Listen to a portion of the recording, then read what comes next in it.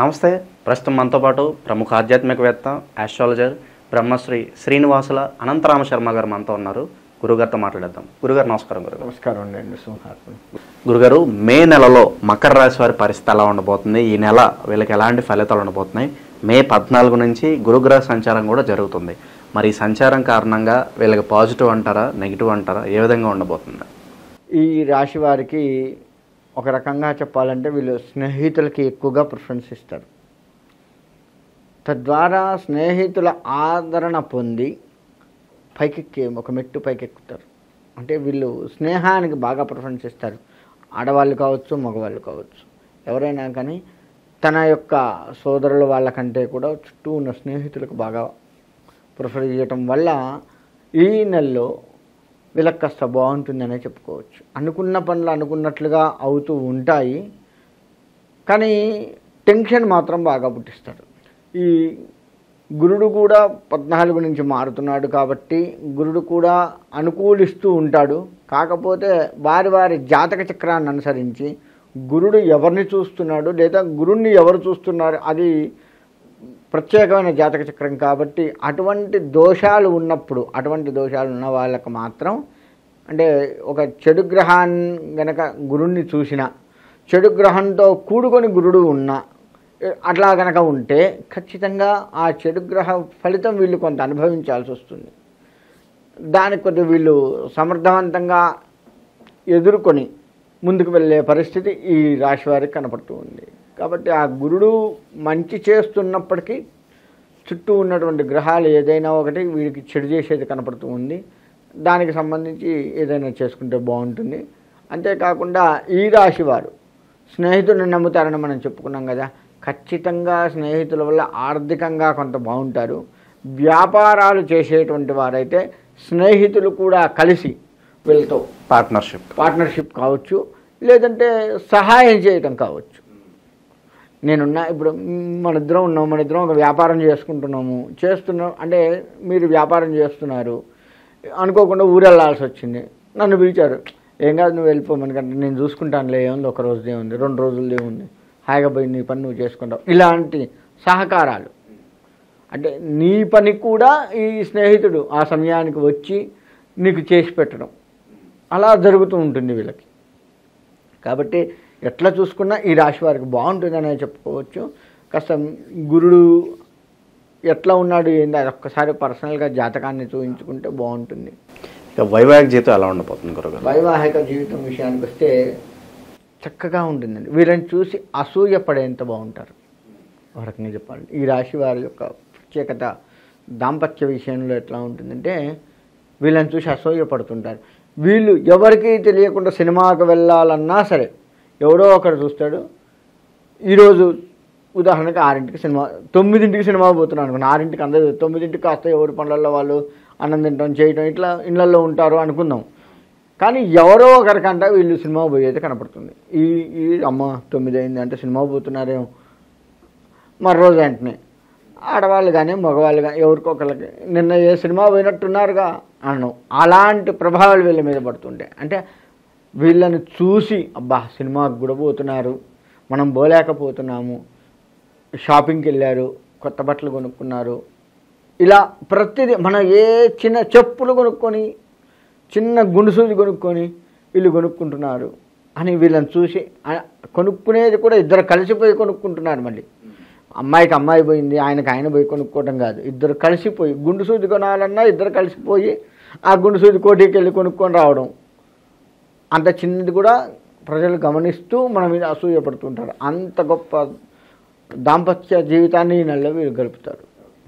సొంత ఇంటి కళ నెరవేరే అవకాశం ఎంతవరకు కనిపిస్తుంది గురుగారు? సొంత ఇంటి కళకు వీళ్ళు ప్లాన్లు వేసుకుంటారు, కొంత డిసప్పాయింట్ కనపడుతూ ఉంటుంది. అంటే మొత్తం అన్నీ రెడీ చేసుకుంటే ఆర్థిక పరంగా మనం తట్టుకోగలుగుతామో లేదో, ఇప్పుడు ఉన్న డబ్బులు పెడితే తర్వాత మన పరిస్థితి ఏంటో, ఇలాంటి చిన్న ఇబ్బందులు కొంత కనపడుతూ ఉంది. అయినా సరే తర్వాత కాస్త ఆలోచించడం, అంటే నెగిటివ్గా ఆలోచించడం కాస్త పక్కకు పెట్టి వీళ్ళు ముందడుగేసినట్లయితే తప్పకుండా బాగుంటుంది. సొంత ఇల్లు కల ఖచ్చితంగా నెరవేరుతుంది. ఇక ఆరోగ్యపరంగా ఎలా ఉండబోతుంది గురుగారు? ఆరోగ్యం అసలు బాగుంటుందనే చెప్పుకోవచ్చు. ఇంతకుముందు రాశుల్లాగా అకాల భోజనం ఉండదు వీళ్ళకి. అట్లా లేకుండా చక్కటి ఆరోగ్యాన్ని టైంకి తినడం, అది కూడా మృష్టాన్న భోజనం, అంటే వీళ్ళకి ఏది ఇష్టమో అది బాగా తినగలుగుతూ ఉంటారు ఈ నెలలో వీళ్ళు. ఇక వ్యాపారాల పరంగా ఎలాంటి వ్యాపారాలు బాగా లాభదాయకం అంటారు? వీళ్ళు వ్యాపార పరంగా లెక్క వేసుకుంటే శనగల వ్యాపారం ఒకటి బాగా చేసుకోవచ్చు. అంతేకాకుండా వీరు బట్టల షాప్ కనుక పెట్టగలిగితే చీరలు అమ్ముకోవటము, లేదు రెడీమేడ్ డ్రెస్సులు అమ్మటం, ఇటువంటి వీళ్ళకి కొంత కలిసి వస్తూ ఉంటుంది.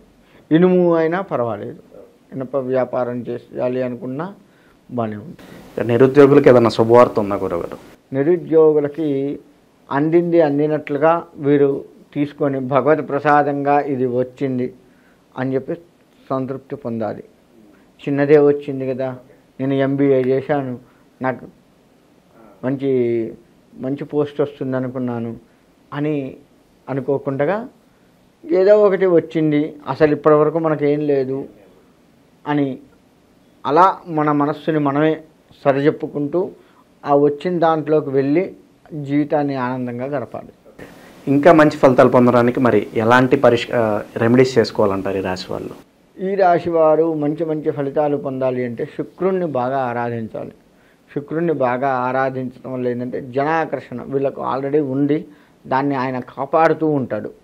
శుక్రుణ్ణి ఆరాధించడం వల్ల ఇంకా ఎక్కువగా జనాకర్షణ కలిగి వీళ్ళు చేరే ఉద్యోగంలో కావచ్చు, చదువు కొద్దిగా పెద్ద చదువు చదవాలి అనుకున్నా కావచ్చు, ఆ పిల్లవాడు గతంలో మంచిగానే చదివాడట, మంచిగానే ఉన్నాడట, డిసిప్లిన్ వాడట అని చెప్పేసి పేరుతోటి వాళ్ళ ఆ కాలేజీల్లోకి చేర్చుకోవడము చేయడము. ఇప్పుడు కాలేజీ అనగానే మనకు ఎంతసేపు డబ్బులు అనే ఆలోచిస్తాం, వ్యాపారం అయిపోయింది విద్య అంటాం, కానీ ఇలా ఆలోచించే వాళ్ళు చాలామంది ఉన్నారు. అంటే పేరు పోవద్దు కదా, ఒక పేరున్న దాంట్లోకి చేరుతున్నాము, వాడు ఎట్లాంటి వాడో తెలుసుకోకుండా ₹1,00,000 ఇచ్చాడు, 2 లక్షలు ఇస్తున్నాడు అని చెప్పేసి మనం చేర్చుకుంటే వాళ్ళ వ్యాపారం కూడా దెబ్బతింటుంది కదా.